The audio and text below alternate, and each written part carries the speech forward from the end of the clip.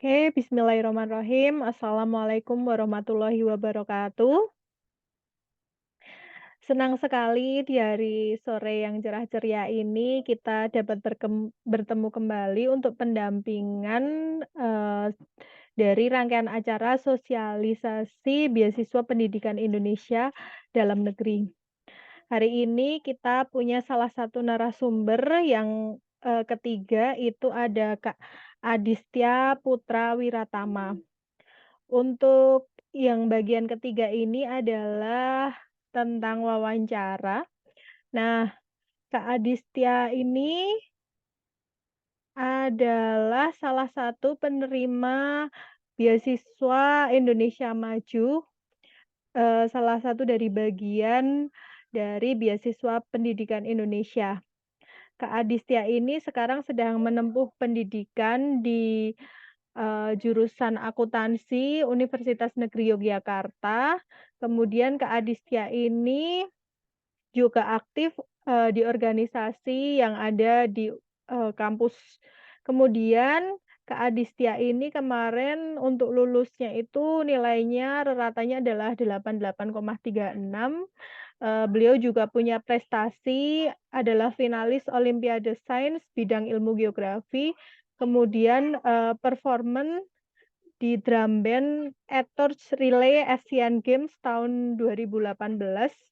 Kemudian, beliau ini juga pernah menjuarai, eee, gold medalist National Student Sport Olympiad O2SN DKI Jakarta tahun 2020, kemudian menjadi finalis nasional O2SN Nasional by Prusprenas, kemudian ada silver medal at International Pencaksilat Turnamen held by Universitas Negeri Jakarta tahun 2021. Untuk keahliannya adalah akuntansi, kemudian public speaking, kemudian project, manajemen dan software Mayop. Untuk, itu adalah CV dari Kak Adistia. Silahkan Kak Adistia untuk waktu dan tempat saya persilahkan.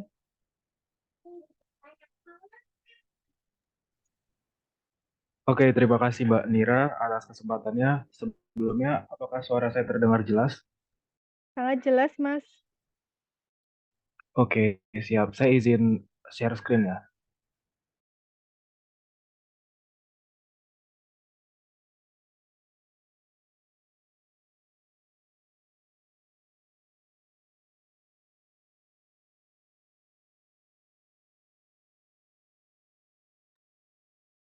Apakah sudah terlihat teman-teman? Sudah, Sudah, Mas. Mas. Oke, siap. Oke, selamat siang teman-teman. Selamat siang Mbak Nira dan juga Pak Lurah. Izinkan saya Adistia Putra Wiratama untuk hadir sebagai pembicara di acara pendampingan BPI dalam negeri khususnya di jenjang sarjana. Terus di hari ini kita akan lebih spesifik membahas terkait tentang gambaran seleksi wawancara yang mungkin akan menjadi gambaran teman-teman ke depannya. Background saya di akuntansi UNY dan saat ini sedang menempuh di semester 2 ya teman-teman. Nah, apa sih yang perlu teman-teman persiapkan dalam mempersiapkan seleksi wawancara nantinya? Di sini saya merangkum 5 poin penting yang teman-teman bisa persiapkan. Di antaranya yang pertama adalah kenali diri teman-teman secara seutuhnya. Jadi latar belakang, terus juga kelebihan, kekurangan, maupun juga karena ini beasiswa Indonesia Maju, teman-teman harus sadar betul apa sih skill, terus juga kemampuan maupun prestasi unggul teman-teman yang bisa teman-teman jual kepada interviewer dan teman-teman bisa menceritakan dengan baik dan benar secara efektif dan juga efisien. Selanjutnya ada penguasaan esai kontribusi. Hal ini menjadi sangat penting untuk kita rencanakan karena nanti interviewer akan bergantung pada esai yang telah kita bikin sebelumnya.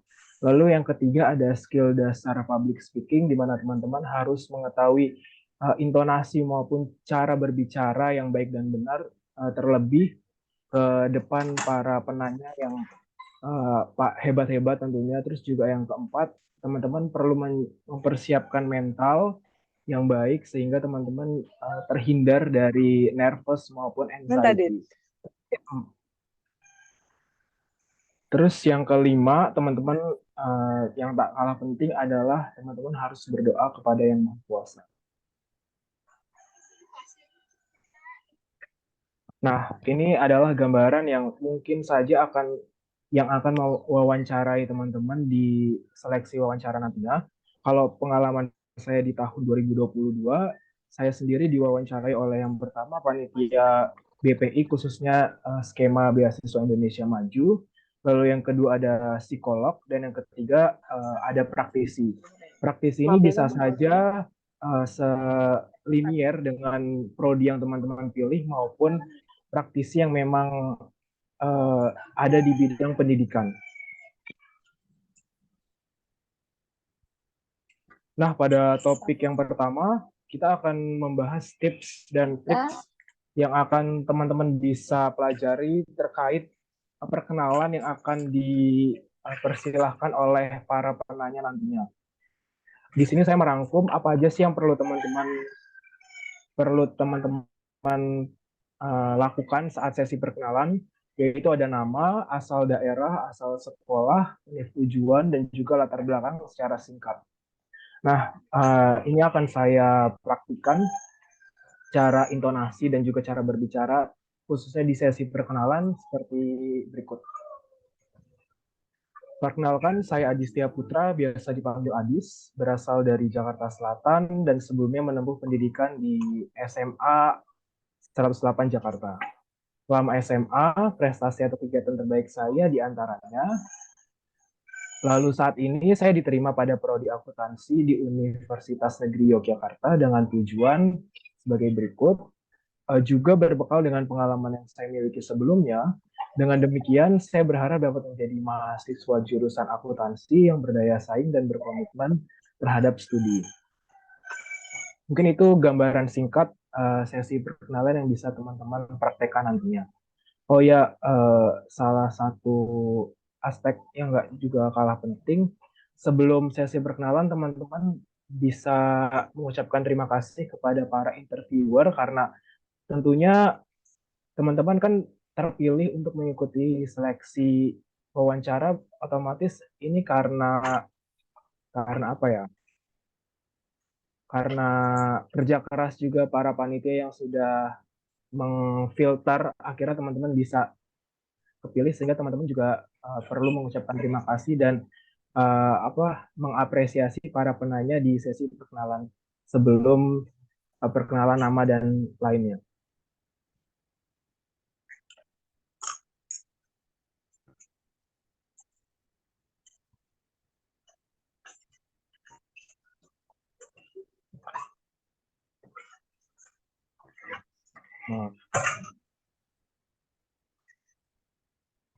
Selanjutnya, mengenai pertanyaan terkait gambaran studi, teman-teman bisa merangkum beberapa topik yang teman-teman bisa ceritakan kepada para penanya. Di antaranya yang pertama, teman-teman harus tahu nih alasan teman-teman untuk memilih prodi maupun univ. Dan tips dari aku, jangan pilih alasan yang terlalu general dan berikan keunikan. Contohnya sebagai berikut, misalkan di teknik industri kampus X mempunyai kelas internasional, terus juga mungkin saja dari segi pendidikan biayanya itu terjangkau, terus juga ada juga misalkan teman-teman ini memang bercita-cita untuk berkuliah di kampus X, sehingga teman-teman bisa menceritakan perjuangannya sampai dapat kampus tersebut agar meyakinkan para penanya bahwa cita-cita teman-teman itu benar-benar diperjuangkan, bukan omong kosong belaka. Terus yang kedua, teman-teman juga bisa menceritakan hal yang mau dilakukan selama perkuliahan, baik akademik maupun non-akademik. Tips dari aku, teman-teman bisa membuat roadmap selama perkuliahan yang tersebar dari tahun pertama, tahun kedua, tahun ketiga, dan juga tahun keempat. Lalu yang ketiga, teman-teman juga bisa menceritakan terkait kontribusi sebelumnya, sehingga ini bisa menjadi benang merah apabila teman-teman memiliki hubungan dengan prodi yang dipilih saat ini, sehingga hal ini perlu diceritakan. Lalu penanya dapat menilai bahwa keputusan dalam memilih prodi adalah keputusan yang masuk akal. Terus juga teman-teman boleh bercerita pasca lulus mau apa nih yang diberikan kepada Indonesia, atau apa sih yang mau eh, teman-teman berikan setidaknya ke orang-orang sekitar berdasarkan keilmuan yang teman-teman dapatkan di jenjang perkuliahan.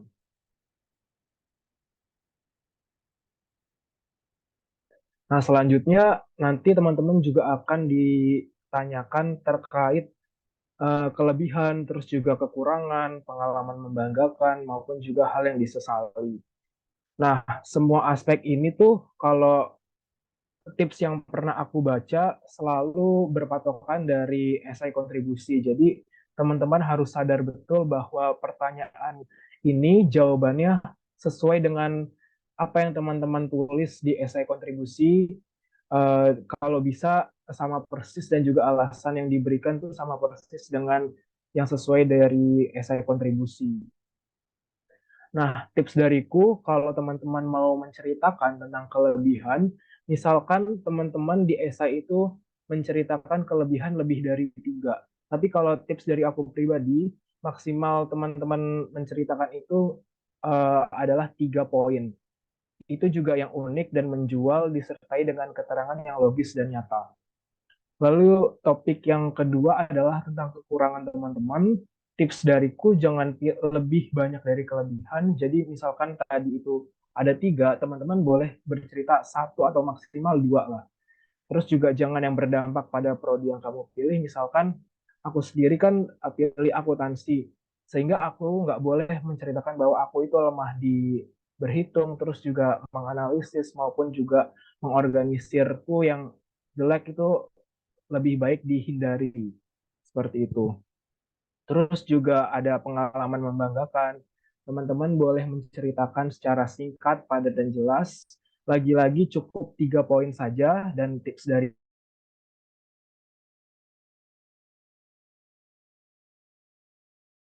lebih ke sisi kemanusiaan atau relawan atau volunteer yang teman-teman pernah capai di masa SMA ataupun sebelumnya. Lalu yang ketiga itu terkait organisasi maupun kepemimpinan. Di masa SMA kan mungkin teman-teman ada yang aktif di OSIS maupun ekstrakurikuler, teman-teman boleh menceritakan hal tersebut dan termasuk dalam pengalaman yang membanggakan. Terus terkait hal yang disesali, teman-teman boleh menceritakan terkait apa sih yang harusnya teman-teman lakukan agar suatu hal yang kalian sesali ini tuh harusnya nggak terjadi nih. Terus teman-teman juga berpikir untuk bagaimana solusi untuk mengatasi hal tersebut yang teman-teman udah sesali, dan kalau bisa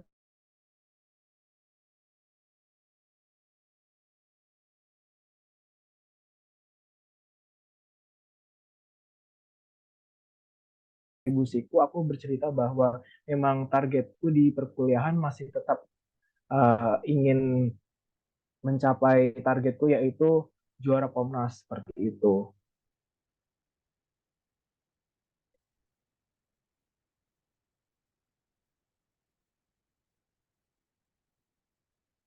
Mohon maaf, apakah di teman-teman layarnya ini ya nge-freeze? Iya, Mas, nggak bergerak. Oh iya, Ya. terakhir sampai mana ya Mbak? Sampai mengenai kelebihan, kekurangan, pengalaman membanggakan, dan hal yang disesali. Oh iya, sebentar ya.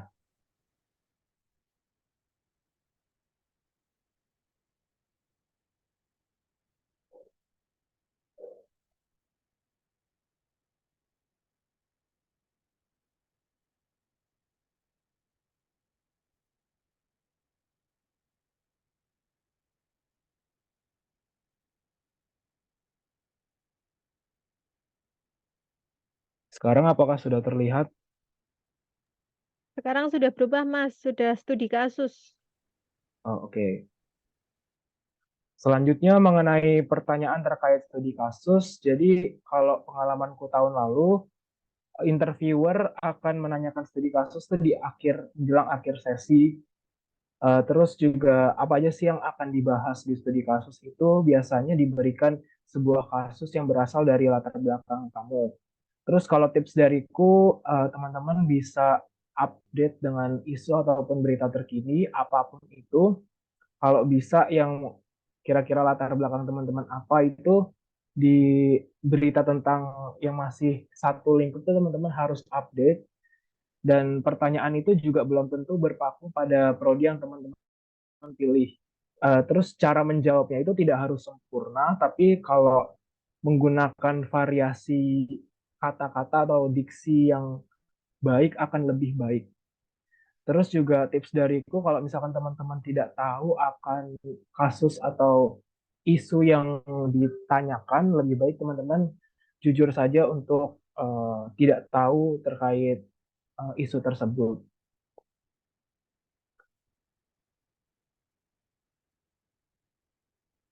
Nah, lalu pada pertanyaan kontribusi pasca lulus, kalau di tahun lalu aku ditanyakan oleh psikolog. Jadi beliau sepertinya sangat apa ya, menilai bagaimana keseriusan teman-teman untuk apa ya, menjadi mahasiswa yang baik dan benar itu pasti. Terus yang kedua, dilihat nih apakah teman-teman memang sangat sangat apa ya, mengeplan tuh bahasanya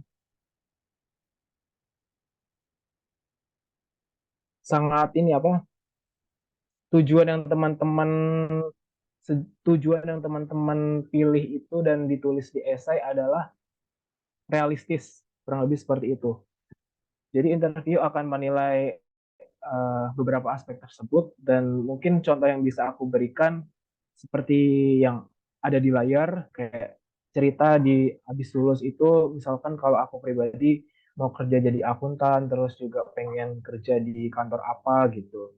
Terus selanjutnya pengen banget mengembangkan platform atau pelatihan terkait literasi keuangan dan juga pengen memberikan edukasi ke UMKM terkait akuntansi berdasarkan standar uh, akuntansi keuangan di Indonesia. Terus juga mungkin uh, terkait pendidikan profesi ataupun lanjut ke studi selanjutnya akan ditanyakan juga oleh interviewer.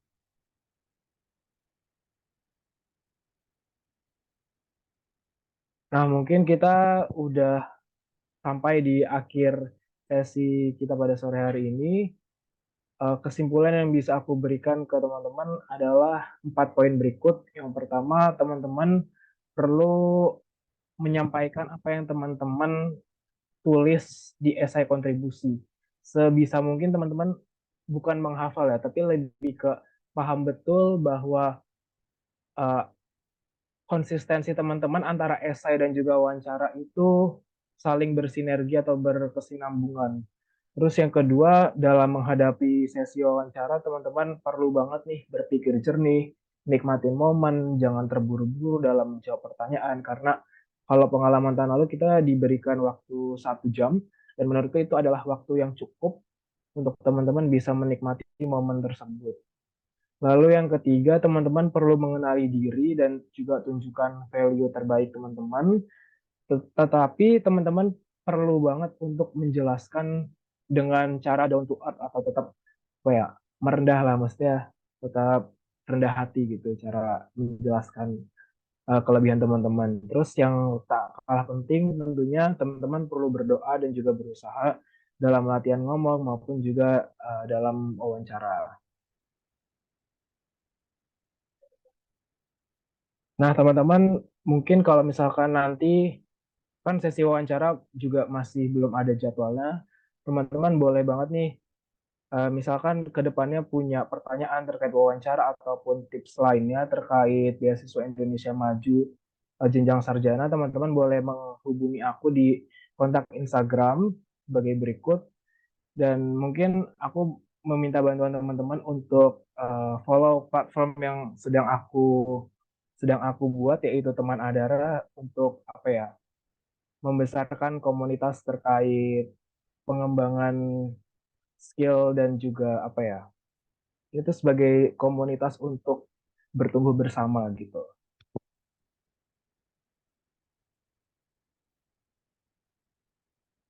Nah, satu quotes yang bisa aku berikan ke teman-teman adalah berada di titik ini menandakan kamu selangkah di depan, melawan keraguan dan juga memberikan determinasi. Let's celebrate it. Thank you. I'm Adisnya Putra Wiratama. Saya kembalikan kepada Mbak Mira. Oke, terima kasih Mas Aditya Putra Wiratama, presentasi yang luar biasa. Kita kasih tepuk tangan virtual boleh banget ya. Ya, teman-teman ya, kasih tepuk tangan virtual. Oke, tadi ada beberapa hal yang saya catat dari Mas Aditya tadi, tentang wawancara ini ya. Wawancara ini adalah tahap, setelah, lolos administrasi ya. Di wawancara ini nanti akan ada 3 orang, ada psikolog, kemudian dari Beasiswa Pendidikan Indonesia, dan juga dari akademisi.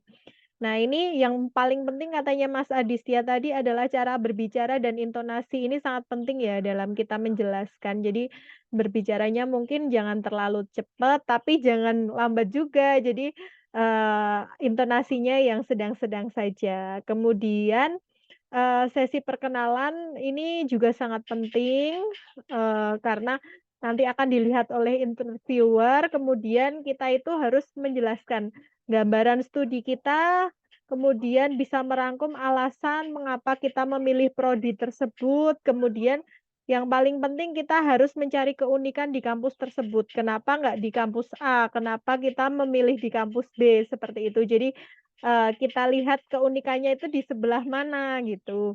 Kemudian, teman-teman itu juga bisa menceritakan nanti apa yang akan dilakukan ketika kuliah nanti, baik itu kegiatan akademik maupun non-akademik.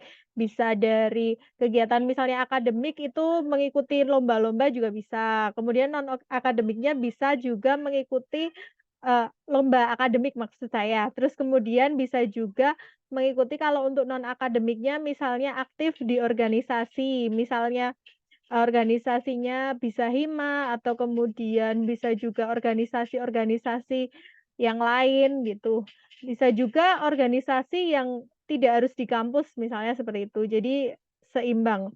Kemudian membuat roadmap-nya. Roadmap-nya tahun ini mau ngapain, misalnya tahun pertama mau ngapain, tahun kedua mau ngapain, tahun ketiga mau ngapain, tahun keempat mau ngapain. Karena, untuk jenjang S1 otomatis akan ditempuh minimal kan 3,5 tahun. Jadi rata-rata nanti sampai tetap biasanya sampai semester, 7 7 itu minimal. Nah itu, berarti harus ada, langkah-langkahnya ngapain aja selama beberapa tahun tersebut.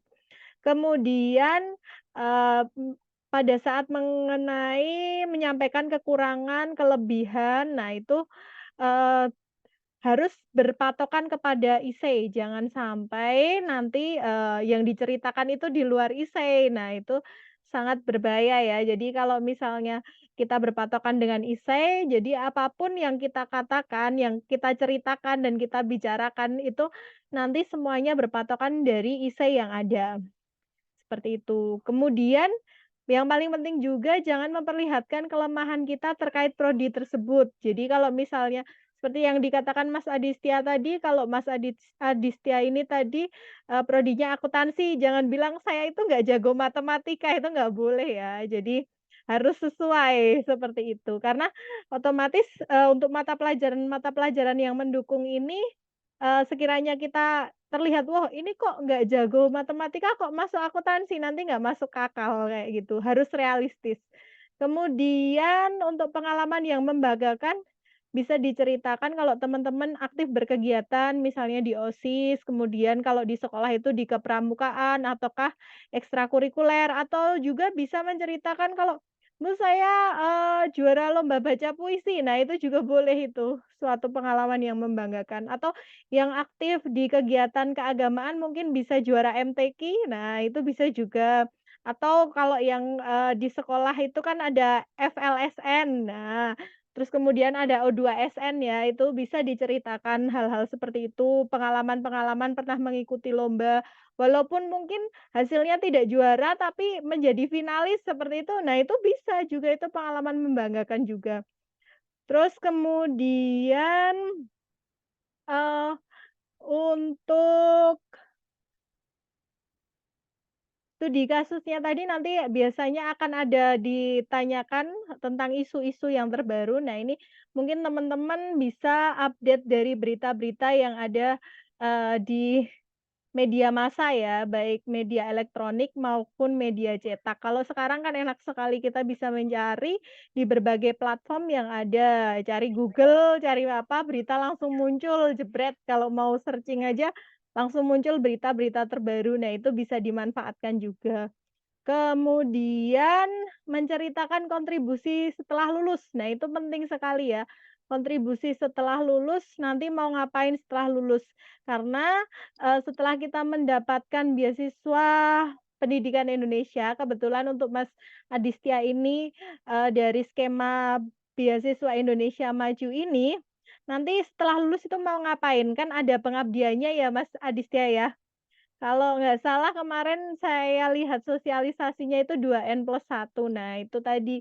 Jadi nanti kita mengabdinya ke negara itu mau membuat kontribusi apa. Kalau Mas Aditya ini kemarin karena jurusannya akuntansi itu, ke arah UMKM, terus kemudian pengembangan UMKM, kemudian bekerja sebagai akuntan. Nah, itu setelah lulus mau ngapain? Nah, itu bisa diceritakan. Nah, itu. Setelah lulus, lulusnya tahun berapa, kemudian nanti setelahnya mau ngapain lagi, seperti itu. Nah, yang paling penting itu yang diceritakan Mas Aditya tadi, itu harus paham esai. Ya, esainya harus bukan harus dihafal ya, tapi harus, kita dapatkan poin-poinnya, poin utamanya apa. Nah, ini jawabannya tidak boleh melenceng dari esai, kemudian kita harus berpikir jernih, kemudian menikmati momen dalam kegiatan kita berwawancara itu kita santai saja gitu. Jadi tidak tidak usah terburu-buru menjawabnya, keburu-buru terus nanti malah jadi blank. Nah, itu jangan sampai seperti itu.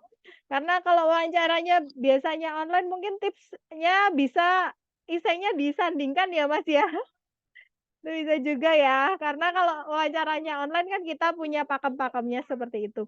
Kemudian jangan lupa kita kenali diri, tunjukkan versi terbaik kita, gitu. Tapi nggak boleh sombong, jadi kita harus down to earth. Terus kemudian, ketika ditanya apapun itu, kalau bisa kita jawab jujur. Kalau kita jawabnya udah bohong itu nanti susah ke depannya ketika kita masuk ke pertanyaan berikutnya, nanti, kalau udah bohong, lah bohong lagi tuh susah, bikin ngarang-ngarangnya kan susah, lebih baik jujur saja.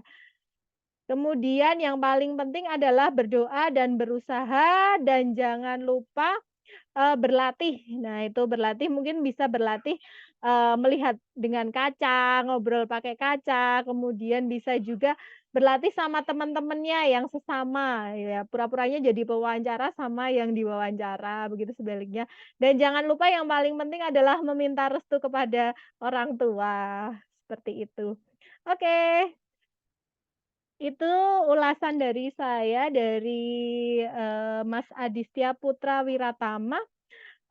Untuk yang berikutnya adalah sesi tanya jawab ya. Untuk, termin pertama saya akan membuka sesi tanya jawab untuk 3 benanya. Mungkin dari teman-teman ada yang ingin ditanyakan? Ada Mas Dimas, Mas Najmul, ya Mas Dimas Saputra. Oke, silahkan Mas, silahkan open mic. Baik, terima kasih Mbak atas kesempatan yang diberikan. Terima kasih juga Kak Kak Kak Adistia yang telah menjelaskan tentang tips-tips wawancara. Di sini pertanyaan saya dulu saya pernah mengikuti seleksi wawancara juga untuk persiapan beasiswa Indonesia Maju yang persiapan S1, Kak.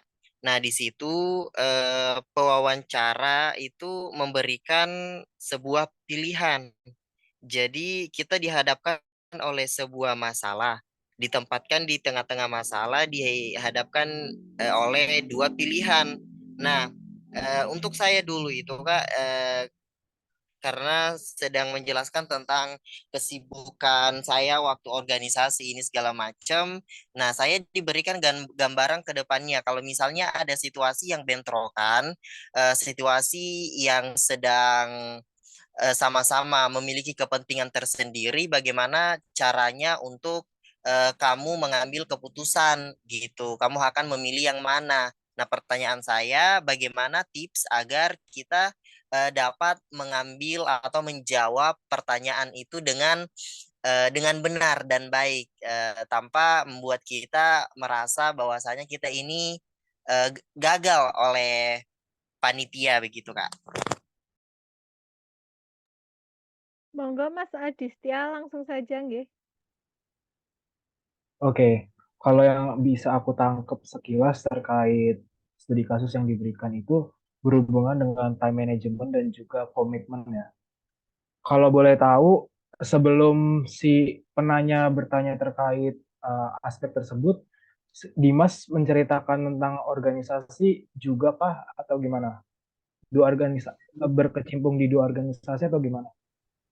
Iya Kak, pada saat itu panitia itu mempertanyakan tentang pengalaman organisasi. Jadi pada saat itu saya menjawab, semasa sekolah saya ikut dua organisasi, yaitu organisasi yang ada di sekolah dan organisasi yang ada di luar sekolah, duta pelajar dan ketua OSIS di sekolah. Nah, panitia itu memberikan sebuah pertanyaan yang membuat saya berada di posisi yang harus memilih antara kepentingan OSIS dengan kepentingan duta pelajar, begitu Kak. Oke, mungkin aku akan coba praktekin gimana caranya menjawab pertanyaan dari interviewer terkait studi kasus yang diberikan ya. Misalkan tadi posisi Dimas berarti sebagai ketua OSIS kan di sekolah, benar? Iya Kak, iya Kak, Terus yang betul. satunya duta pelajar, tapi Dimas itu sebagai finalis kah atau sudah resmi jadi duta atau gimana? Pada saat itu saya sudah resmi menjadi duta pelajar dan saat itu sedang ada kegiatan di situ. Panitianya memberikan gambaran bahwa sedang ada kegiatan di duta pelajar dan juga sedang ada di kegiatan di OSIS, gitu Kak. Hmm. Oke, mungkin Dimas boleh bercerita nih terkait pemilihan atau komitmen yang Dimas bisa lakuin. Itu teman-teman, maksudnya Dimas boleh cerita bahwa saya sendiri akan memprioritaskan mana yang benar-benar sangat urgensi dan sudah di depan mata. Misalkan jika ada dua event, yaitu di duta maupun di acara OSIS, dan kedua proker tersebut memang saya sebagai penanggung jawabnya, saya akan memprioritaskan atau saya akan memilih jalan keluar adalah membagi waktu pada hari yang sama dengan catatan misalkan Dimas memberikan alasan yang logis, misalkan Dimas lebih mendahulukan duta baru OSIS ataupun juga OSIS dulu baru duta. Nah, misalkan situasinya itu Dimas nggak dalam dua-duanya ini bukan proker yang penting. Dimas boleh milih satu proker yang memang penting dan di depan mata. Misalkan kalau ketua OSIS kan belum tentu sebagai koordinator lapangan suatu acara di proker. Nah, sebagai duta juga belum tentu Dimas itu jadi koordinator lapangan event yang diselenggarakan oleh duta. Jadi Dimas harus memprioritaskan mana yang benar-benar urgensi dan udah disiapkan secara lama dan besok ini itu tuh benar-benar hari finalnya di mana Dimas harus habis-habisan menampilkan apa ya pres presensi Dimas di acara tersebut. Jadi ini tuh lebih ke apa ya menekankan bagaimana Dimas cara berpikir untuk memilih memilih jalan keluar yang baik, tidak merugikan antara teman-teman di OSIS maupun duta dan bagaimana Dimas ini apa ya? Dilihat nih tanggung jawabnya seperti apa kayak gitu.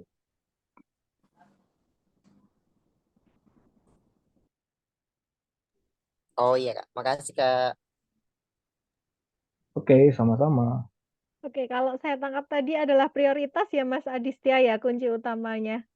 Ya, kata kuncinya adalah prioritas mana yang lebih dulu. Nah, itu yang bisa istilahnya yang mana yang lebih dulu yang dijalankan seperti itu.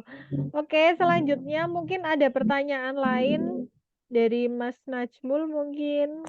Atau Mas Dimas mau tanya lagi, sharing-sharing ini karena pesertanya tidak terlalu banyak, jadi mungkin bisa sharing-sharing aja sekalian mumpung ada yang sudah pernah mengalami. Nah, itu seperti itu, Mas. Mungkin bisa sharing-sharing selain hal itu. Kemarin kendalanya apa mungkin ketika, proses, eee, mendaftar yang dahulu seperti itu.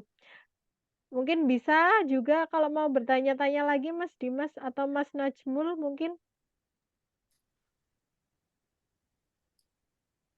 Terima kasih, Oh iya Mbak. Kak. Nih, mau siapa dulu?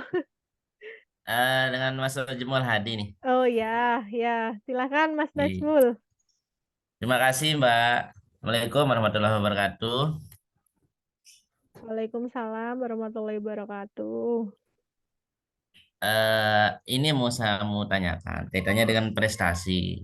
Saya lihat di kolom dokumen itu eh, yang ada itu hanya di tingkat nasional atau internasional. Nah, sementara untuk tingkat provinsi ke bawah itu tidak ada. Nah, kalau memang tidak ada seperti itu, apakah tidak perlu kita naikkan atau boleh kita kosongkan di kolom prestasi, Mbak? Terima kasih. Assalamualaikum. Mohon izin Mas Najmul mendaftarnya skema apa ya Mas ya? Guru dan tenaga pendidik. Oh ya, guru dan tenaga pendidik. Oke, berarti ini jenjangnya S? S2, mohon maaf. Oh, nggak Eh, apa-apa. nggak Nggak apa-apa ya. nggak apa-apa ya, hampir sama sih Mas ya. Jadi gini Mas, mungkin saya bantu jawab ya. Sepengalaman saya ya, jadi kalau untuk, guru kebetulan saya mengikuti skema guru juga. Nah itu, untuk prestasi itu mungkin kan saya kebetulan tidak seperti Mas Aditya ya, yang punya prestasi tingkat nasional ya.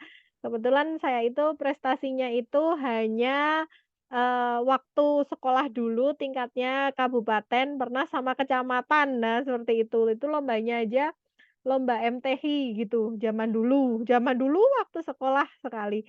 Terus pas posisi saya menjadi guru, itu, eee, pernah sih mendampingi anak, juara lomba, tapi saya pendamping, tapi di sekolah itu ada beberapa guru yang mendampingi gitu loh, Pak. Jadi, ada, yang lomba satu, terus kemudian yang melatih ada beberapa orang, tapi yang, diutamakan kan hanya satu biasanya seperti itu. Nah, itu tidak apa-apa, Pak. Jadi ditulis saja, tapi tidak yang prestasi, di kolom prestasi kan ada, kalau nggak salah ada 2 bagian, Pak.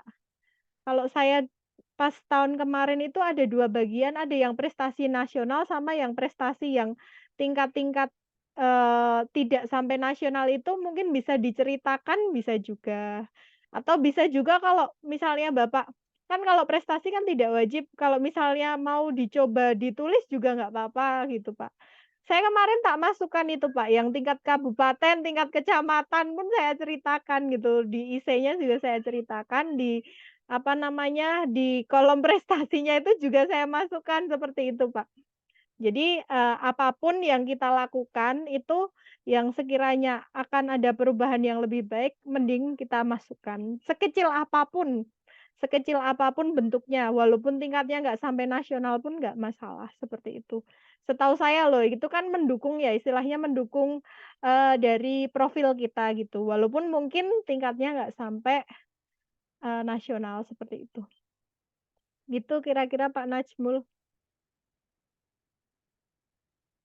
Mungkin Mas Aditya mau menambahkan atau Mas Aditya?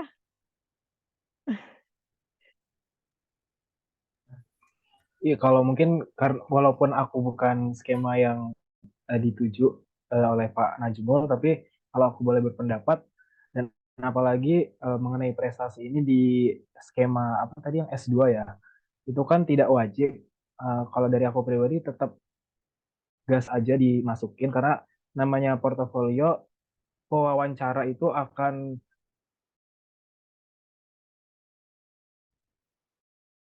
menghargai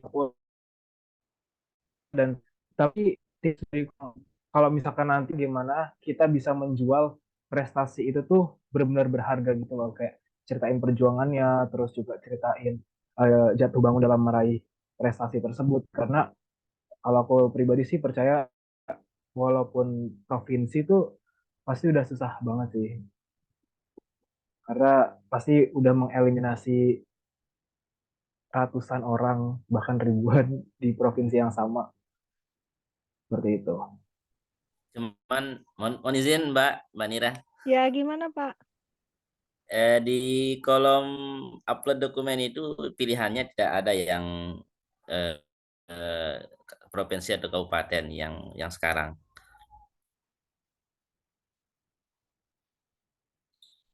Kalau diisi memang sudah saya naikkan, Mbak. IC tidak. Oh, ya, ya, ya, ya. Kalau di IC nggak ada. Kalau di yang sekarang di kolomnya nggak ada ya, Pak ya?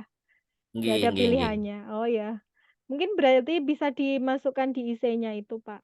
Mungkin. Oh, nggih. Ya. Berarti cukup diisi, nggih. Iya, gitu Oke, kira-kira. terima Iya. kasih. Ya, sama-sama, Pak. Oke, mungkin dari Mas Dimas tadi akan bertanya lagi, Mas Dimas. Kebetulan ini skemanya sama kayaknya sama Mas Adistia, sama-sama BIM ini kayaknya. Iya Kak, betul. Jadi Ya, mau banyak memberikan pertanyaan supaya lebih paham begitu. ya silakan. Oke, baik. Kak, gini pertanyaan saya selanjutnya. Ketika kita wawancara, terus ada kosakata yang bisa dikatakan sebagai pertanyaan dari panitia itu, salah satu kosakatanya itu tidak kita mengerti. Kayak bahasanya itu baru kita dengar.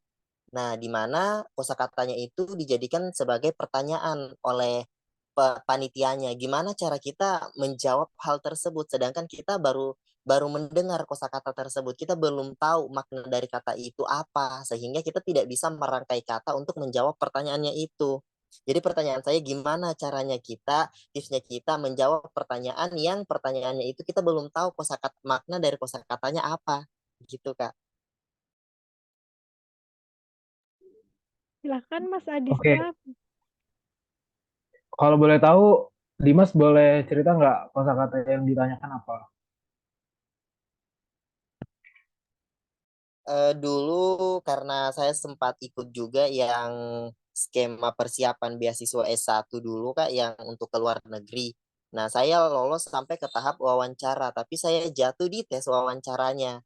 Nah, di situ panitianya itu memberikan pertanyaan tentang bagaimana kontribusi saya setelah eh, dinyatakan lolos gitu. Kontribusi apa yang akan saya berikan ke Indonesia. Kemudian saya lupa dengan detail bagaimana pertanyaannya. Intinya dia memberikan pertanyaan yang kosakatanya itu baru saya dengar, Kak. Tapi berkaitan dengan kontribusi apa yang akan saya berikan setelah lulus. Namun kontribusinya itu lebih spesifik ke salah satu kosakata yang belum saya mengerti begitu, Kak. Jadi saat itu saya mengatakan untuk itu saya belum tahu sehingga mungkin karena itu saya jatuh di seleksi wawancara gitu, Kak. Mungkin kalau pengalaman yang kamu ceritakan, kalau persiapan ini kan pakai bahasa Inggris ya berarti. Iya, Kak, betul. Nah, itu sih mungkin yang jadi apa ya? Sebenarnya bukan karena kamu nggak tahu, karena lagi-lagi yang tadi aku udah tulis, misalkan kamu diberi studi kasus ataupun pertanyaan dan memang kamu nggak tahu akan pertanyaan tersebut, memang lebih baik jujur aja sih kalau kamu nggak tahu. Cuma mungkin aja jadinya si wawancara ini akan menilai terkait skill kemampuan berbahasa Inggris yang kamu punya. Apalagi kan kalau misalkan yang skema luar negeri itu sangat strict ya. Yang aku tahu dan bisa aja tuh mungkin pengalaman interview LPDP jadinya tuh standarnya tuh di lebih tinggi daripada dalam negeri. Cuma kalau apa ya yang bisa aku apa ya kasih pengalaman di tahun lalu tuh yang di dalam negeri setiap pertanyaan yang diberikan nggak sesusah itu kok dan sesuai dengan apa latar belakang dan juga yang kamu tulis di esai sih kayak gitu. Jadi seharusnya lebih bisa nikmatin di dalam negeri.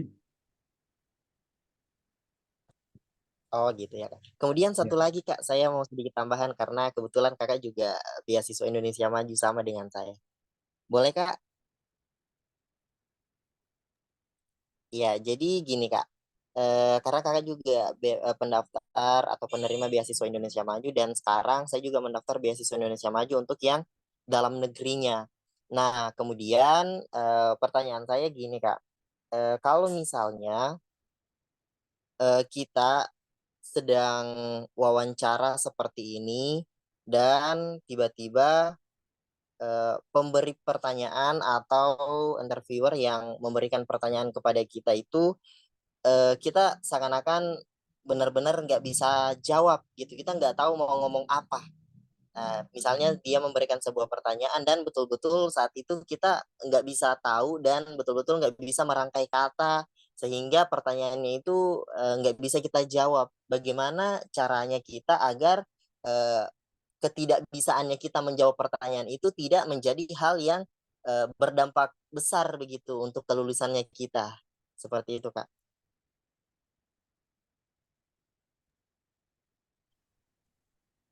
Oke, aku jadi ingat. Jadi sebelum pernah ikut wawancara di BPI, aku juga pernah ikut wawancara di beberapa beasiswa yang pernah aku ikuti. Terus aku pernah mengalami hal ini di mana aku nggak bisa menjawab, kayak tiba-tiba tuh pikiran ngeblank dan nggak tahu harus ngomong apa. Cuma dari pengalaman tersebut aku sadar itu karena aku nggak mempersiapkan apa wawancara. Terus yang kedua, aku nggak tahu betul esai yang aku tulis tuh nggak secara sadar gitu loh aku tanamkan di pikiran. Jadi kayak mungkin pas nulis sih ya nulis aja tapi pas ketika mau ngomong tuh walaupun contekan kita udah bikin tuh tetap menurut aku nggak nggak berguna sih kalau misalkan udah dihadapkan di situasi tersebut. Tapi pas pengalaman BPI kemarin aku so far sih aku merasa karena yang aku siapkan itu yang pertama memang aku latihan ngomong itu karena aku tahu tuh sehari sebelum gitu loh. Jadi itu aja aku mepet. Nah, selama 1 hari itu tuh aku sebisa mungkin ngulangin berkali-kali untuk mempersiapkan wawancara kayak terus bikin contekan kalau pertanyaan gini jawabannya kayak gimana, kayak gitu. Terus banyak ngomong di depan kaca, di depan laptop saat itu kayak gitu sih. Sama apa ya?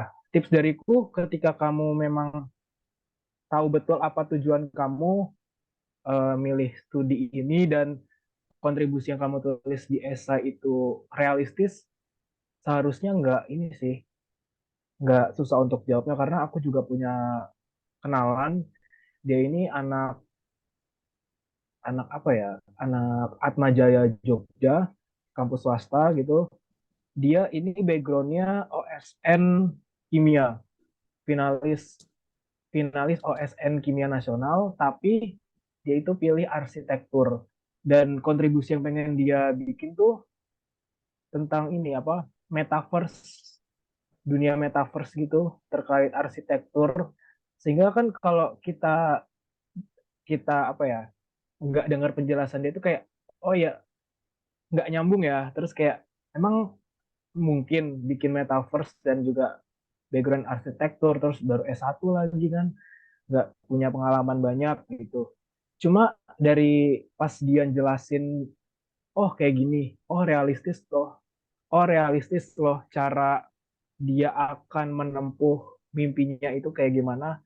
Itu akhirnya aku sadar bahwa memang kuncinya tuh kamu harus mempersiapkan so pasti. Terus yang kedua, makanya di esai kontribusi tuh selain memang kamu bermimpi besar, mimpinya tuh juga realistis gitu. Emang ada nyatanya gitulah, kurang lebih seperti itu.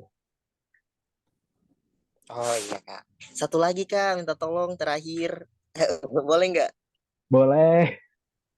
Oh ya, jadi maaf nih sebelumnya karena saya banyak pertanyaan karena betul-betul sesinya kakak ini aku tunggu-tunggu banget dari kemarin-kemarin karena Mantap. kemarin itu membahas tentang esai-esai. Jadi gini, kakak tadi menjelaskan, membahas, menyinggung sedikit tentang kita itu harus realistis ya kak. Nah gini, saya ingin meminta pendapatnya kakak. Jadi saya itu mendaftar beasiswa Indonesia Maju program dalam negeri itu mengambil program studi hukum di Universitas Islam Indonesia Yogyakarta UII. Nah, di situ di dalam esai saya itu untuk rencana kontribusi saya itu karena saya mengambil studi hukum, saya melihat mengangkat isu sebuah permasalahan tentang kejahatan cyber yang ada di Indonesia gitu, penipuan yang melalui online-online gitu, Kak. Nah, di situ saya mengambil rencana kontribusi tentang bagaimana cara saya agar dapat menanggulangi, mengurangi, serta menghapuskan tindak kejahatan cyber di Indonesia dengan cara saya membuat sebuah aplikasi yang namanya Halo Cyber, di mana Halo Cyber ini adalah aplikasi yang memberikan edukasi, pemahaman tentang tindak kejahatan dampak dari kejahatan cyber sendiri. Selain itu, fitur dari aplikasinya ini saya memasukkan tentang para pengguna aplikasi dapat dengan mudah chattingan atau menelpon orang-orang yang ahli di bidangnya untuk melaporkan kasus-kasus seperti ini. Taruhlah misalnya di dalam aplikasi pengguna dapat dengan mudah ngechat seorang pengacara atau seorang polisi atau seorang eh, ahli dalam bidang tersebut, dalam bidang cyber seperti itu. Nah, menurut kakak, rencana kontribusi saya yang ini itu realistis atau gimana kak? Atau mungkin bisa diberi saran, dikasih saran oleh kakak agar saya bisa dikatakan lebih realistis dalam menulis esai saya, rencana kontribusi saya. Oke, menurutku rencana kontribusi kamu ini eh, kalau bisa aku katakan aku setuju 70%. Kenapa? Karena kamu udah sangat futuristik nih. Rencana kontribusi kamu tuh benar-benar jelas. Kamu pengen buat aplikasi, aplikasi kan bukan web kan. Iya kak, aplikasi. Nah, aplikasi. Cuma yang perlu kamu apa ya? Perlu kamu garis bawahi kalau misalkan kamu berniat untuk bikin aplikasi, kamu setidaknya harus udah punya gambaran UI UX ya gitu loh, tampilan aplikasi yang kamu akan bikin, terus juga fitur-fitur maupun juga layanan yang kamu berikan.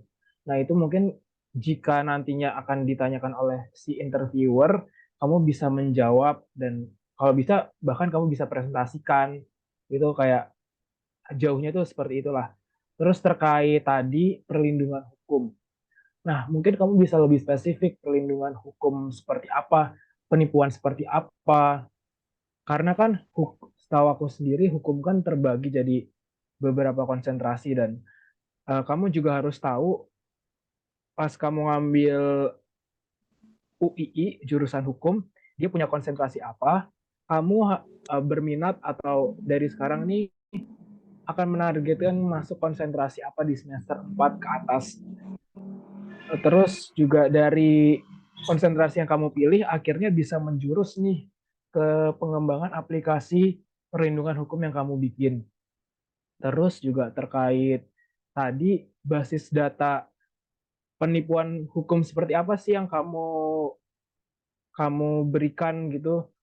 Kamu harus mencantumkan dari sumber yang jelas. Kayak misalkan aku pribadi juga mengangkat isu tema terkait rendahnya literasi keuangan khususnya bagi rumah tangga di Indonesia akibat pandemi COVID-19 kemarin. Sehingga aku itu lebih menekankan terkait sumbernya nih survei dari survei nasional yang dilakukan oleh OJK dan akhirnya sebanyak berapa persen gitu ternyata yang melakukan apa ya melakukan pengelolaan rumah tangga di bidang keuangan tuh di rumah tangga itu ternyata sebanyak lebih dari 50% itu wanita. Cuma yang jadi permasalahannya sendiri udah wanita yang dominan nih yang mengurus keuangan rumah tangga, tapi juga banyak yang kurang apa ya mendapatkan akses pendidikan literasi keuangan gitu loh secara baik dan benar. Terus ditambah lagi kasus pinjol. Nah, mungkin kalau kamu bisa apa ya, aku ngasih saran misalkan penipuan hukumnya di bidang pinjol itu juga boleh. Terus juga misalkan kekerasan cybercrime kan juga ada banyaknya misalkan kayak kekerasan seksual, terus juga kekerasan dalam ujaran kebencian kan itu juga masih bercabang. Jadi saran dari aku lebih spesifik lagi dan itu tuh kayak halus gitu ditarik benang merahnya Dimas harus runtut kurang lebih seperti itu. Idenya udah bagus cuma masih to be honest masih mentah sih. Jadi Dimas perlu perlu menarik benang merahnya lagi dan mungkin di esainya juga perlu dirombakan. Tadi diceritakan lebih lebih dalam.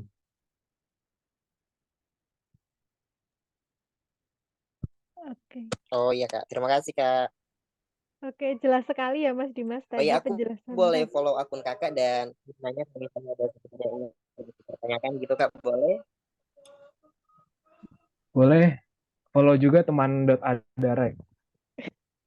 Siap Kak, siap-siap. Oke. Oke, terima kasih. Tadi Mas Adistia sudah menjawab berbagai macam pertanyaan. Ini Mas Dimas mau ke Universitas Islam Indonesia ya Mas ya? Kalau di sana emang hukumnya bagus sih. Nah, mungkin tadi tambahan aja ya Mas ya. Tadi dari Mas Dimas tadi dari Mas Aditya tadi sudah disampaikan, dari sumber-sumber yang jelas. Misalnya kalau Mas Aditya dari OJK, mungkin kalau untuk kejahatan mungkin bisa nyari dari Polri ya, atau bisa juga ke, Badan Statistik. Nah, itu bisa dicari.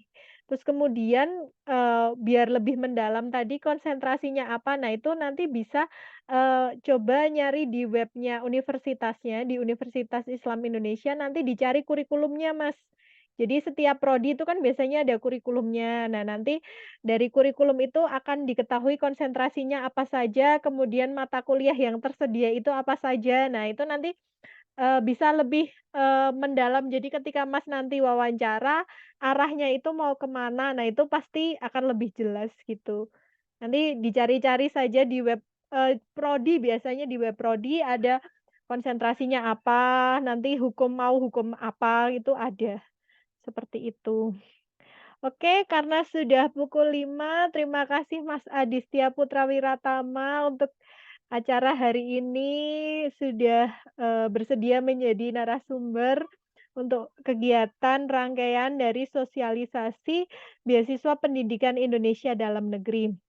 Mungkin karena ini adalah acara yang terakhir ya, dari rangkaian, mungkin, eee, saya mohon untuk closing statement untuk, kegiatan ini dari Mas Aditya, dan mungkin, closing statement-nya ini bebas untuk, misalnya untuk panitia masukannya apa. Mungkin nanti juga dari teman-teman, dari Mas Dimas dan juga Mas Najmul Hadi. Silahkan yang pertama Mas Aditya Putra Wiratama. Oke, dari saya pribadi mengucapkan terima kasih kepada para panitia, Pak Lurah dan juga Mbak Nira atas kesempatannya memberikan saya kesempatan untuk membagikan apa ya rangkaian ilmu yang pernah saya lewati di tahun sebelumnya dan bisa disebarkan juga dari Dimas dan juga Pak Najmul ke teman-teman lainnya juga. Jadi ilmu ini nggak akan pernah putus, insya Allah. Terus juga apa ya? Saya percaya teman-teman yang berada di titik ini, yang tadi saya katakan berada di garis terdepan. Jadi teman-teman adalah yang terpilih karena teman-teman sudah berusaha keras untuk mempersiapkan yang terbaik. Kurang lebihnya mohon maaf. Terima kasih. Terima kasih Mas Aditya Putra Wiratama. Kemudian, mohon, closing statement-nya juga dari Mas Dimas Saputra, mungkin kesan dan pesannya aja lah dari kegiatan ini. Silahkan Mas Dimas mungkin. Oke, baik.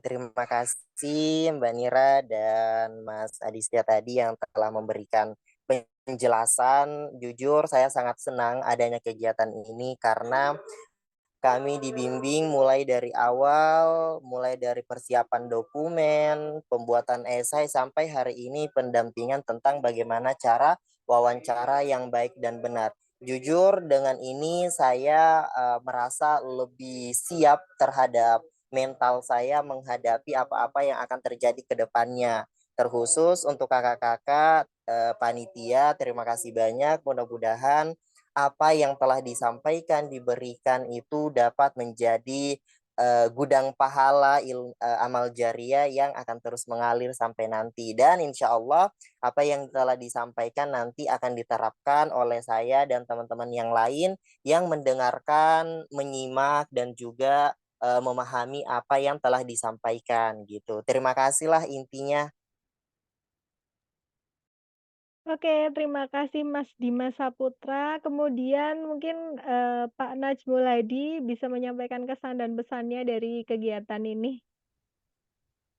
Baik, terima kasih Mbak. Assalamualaikum warahmatullahi wabarakatuh. Waalaikumsalam warahmatullahi wabarakatuh. Saya ucapkan terima kasih kepada Pak Lurah, Mbak Nira, dan Mas Aditya atas ilmu yang sudah diberikan kepada kami. Alhamdulillah saya mengikuti dari awal pertemuan pertama sampai pertemuan terakhir ini dan banyak ilmu yang saya dapat. Mudah-mudahan ilmu yang sudah diberikan kepada kami bisa kami ikuti dan sangat bermanfaat sekali dong Mbak. Dari awal sampai akhir terus terang jujur di kegiatan di penguploadan data sendiri dari awal bingung. Tapi alhamdulillah dengan adanya kegiatan yang dilakukan oleh Lurah HNY dan memberikan faedah buat kami semua. Terima kasih sekali lagi kepada panitia. Mudah-mudahan kami bisa mengikuti langkah mas-mas semua, mbak-mbak semua. Jazakumullah khairan katsira. Wassalamualaikum warahmatullahi wabarakatuh. Oke, terima kasih Pak Najmul Hadi untuk kesan-pesannya.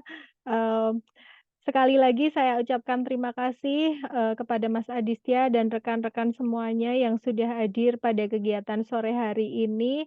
Mohon maaf apabila selama kegiatan rangkaian sosialisasi beasiswa pendidikan Indonesia dalam negeri tahun 2023 oleh Kelurahan UNY ada salah kata ataupun salah perbuatan yang kurang berkenan dari teman-teman. Saya mohon maaf sebesar-besarnya. Sampai jumpa di lain kesempatan. Billahi taufik wal hidayah. Wassalamualaikum warahmatullahi wabarakatuh. Waalaikumsalam warahmatullahi wabarakatuh. Sampai jumpa teman-teman. Sampai jumpa, Mas. Assalamualaikum warahmatullahi Ya. wabarakatuh.